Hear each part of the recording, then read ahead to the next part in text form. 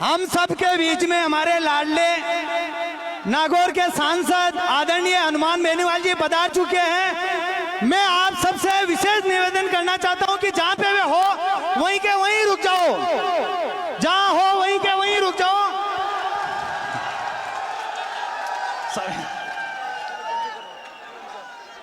बोलो वीर तेजाजी महाराज की। आप सभी से हाथ जोड़ के निवेदन है कि अपने को अब मैं हनुमान बेनीवाल जी के स्वागत के लिए मैं निवेदन करूंगा कमेटी के सदस्यों से। कमेटी के सदस्य रामलाल जी थाकन, दयाराम जी दौड़िया, सरवण राम जी शेषवा, प्रहलाद जी, जीवन राम जी, सब समस्त जाट सरदारी की तरफ से भंवरलाल जी, कृष्णाराम जी, चरण सिंह जी, मुकेश जी, गोपाल जी, करदाल जी, फड़ोलिया, लक्ष्मण जी, आप सब की तरफ से जोरदार, एक बार जोरदार तालियों से स्वागत। अब समय की कमी को देखते हुए मैं निवेदन करूंगा किसान जवान की आवाज हनुमान बेनीवाल जी से कि सभा को संबोधित करें। आदरणीय हनुमान बेनीवाल जी। जिस इलाके में तेजाजी महाराज ने बलिदान दिया वो ये वीर भूमि है। मैं वीर भूमि को नमन करता हूं। और अब की बार मेरी इच्छा थी कि मैं एक बार पहले सुरचुरा, खरनाल और 5 जगह जाके आया था। इस बार भी सुरचुरा में आप लोगों के दर्शन करूं। वीर तेजा हमारी जो समिति है, प्रादेशिक वीर तेजा जाट विश्राम स्त्री सुरचुरा में समिति का अध्यक्ष और जाट समाज के मौजूद बुजुर्गों, सम्मानित मंच, नौजवान साथियों, मेरे छोटे भाइयों, माताओं, बहनों, आज जो जोश और जज्बा आपके अंदर देख रहा हूं ये तो तय है कि 28 में बड़े बदलाव के संकेत आज के दिन हो गए राजस्थान के। भाइयों, सब जगह मैं जा नहीं सकता, समय कम है, 6 प्रोग्राम दिए हैं और अपने लोगों के बीच में से जल्दी निकलना बड़ा टेढ़ा काम है। और ये आप मेरे से प्यार करते हो, मैं आपको विश्वास दिलाता हूं कि दोबारा आपके इलाके में फिर आएंगे। अब की बार खूब सारी बातें भी करेंगे, काम करेंगे। अभी ऐसा ही भर्ती और जो आरपीएससी पुनर्गठन की लड़ाई आप लोगों ने लड़ी, वो जीत सिर्फ और सिर्फ राष्ट्रीय लोकतांत्रिक पार्टी और राजस्थान के नौजवानों की, तेजा भक्तों की जीत।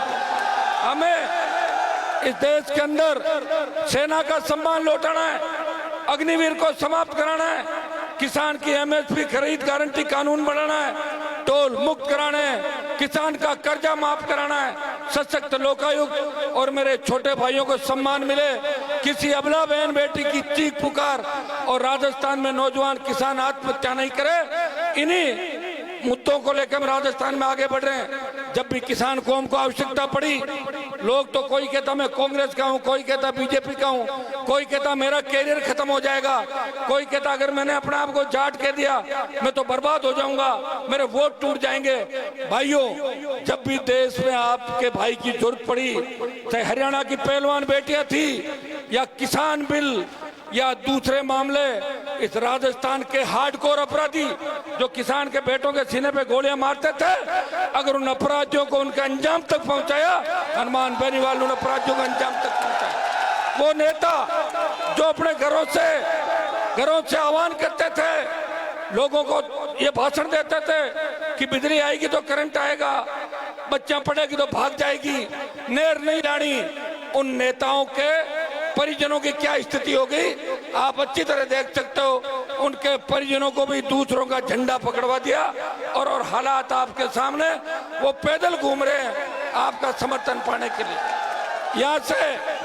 यहाँ से आपको फिर ललकार हुंकार भरनी है। पिछली बार भी आपने और उससे पिछली बार भी आपने रूपनगढ़ की धरती से तेजाजी के भक्तों ने सुरचुरा की धरती से मुझे आशीर्वाद दिया। इस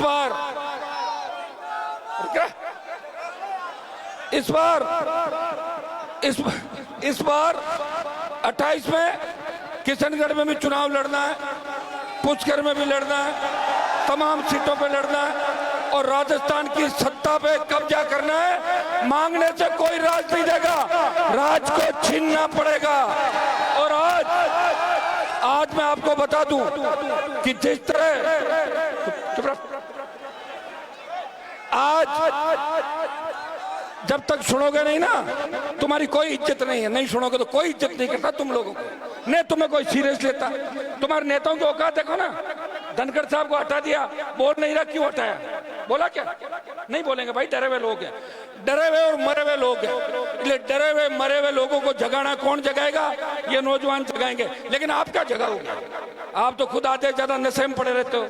कोई स्मैक खाता है, कोई एमडी खाता है, कोई थोड़ा दूसरा काम करता है, तेज गाड़ियां चला के एक दूसरे पर चढ़ा देते हो। समझदार बनो, कोई नहीं पूछ रहा तुम्हें लेके सरकार सीरियस नहीं। सिर्फ मैं लड़ रहा हूं इसलिए तुम्हारी पूछ है। अगर कल मैं लड़ाई बंद कर दूं तो तुम्हें 50 साल और गुलाम रहना पड़ेगा। क्या ये चाहते हो क्या?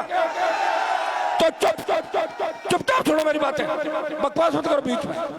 शर्म आती नहीं तुम लोगों को? क्या वजह है? कोई नारों से कोई सरकार बदली है क्या? वोट डालना सीखो, इंतजार करना सीखो और अपने नेताओं का सम्मान करना सीखो। जिस तरह घूम रहे हो, धक्के मार रहे हो, क्या कभी नेता नहीं देखा क्या? ये हेलीकॉप्टर नहीं देखा तुमने? नहीं देखा ना? हाँ तो बोलो देखा है।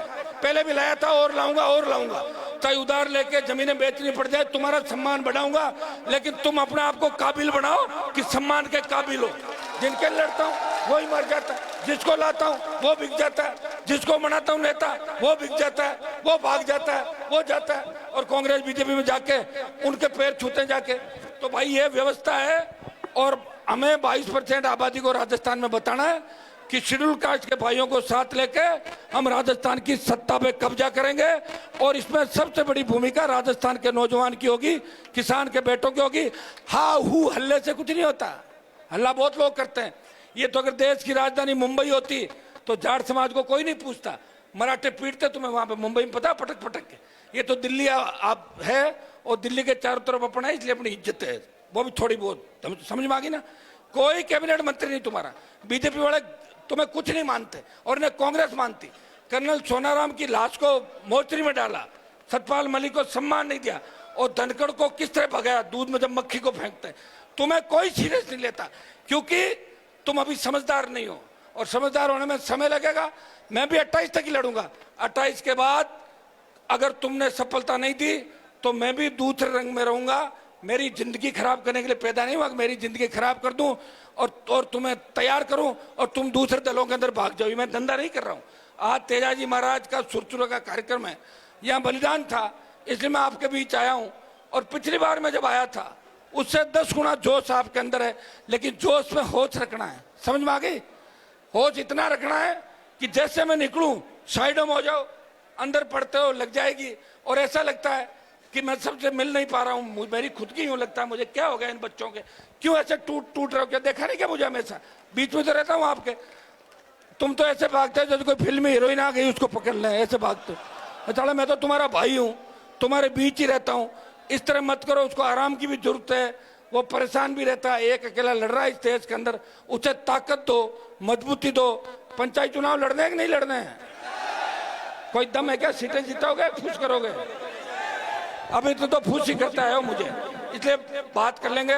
तेजा समिति कर हमारे सारे जो समाज के लोग हैं इनका हृदय से आभार। मेरे 3 प्रोग्राम हो रहे, इसलिए इजाजत चाहूंगा। बोले तेजाजी महाराज की धन्यवाद। हेलो,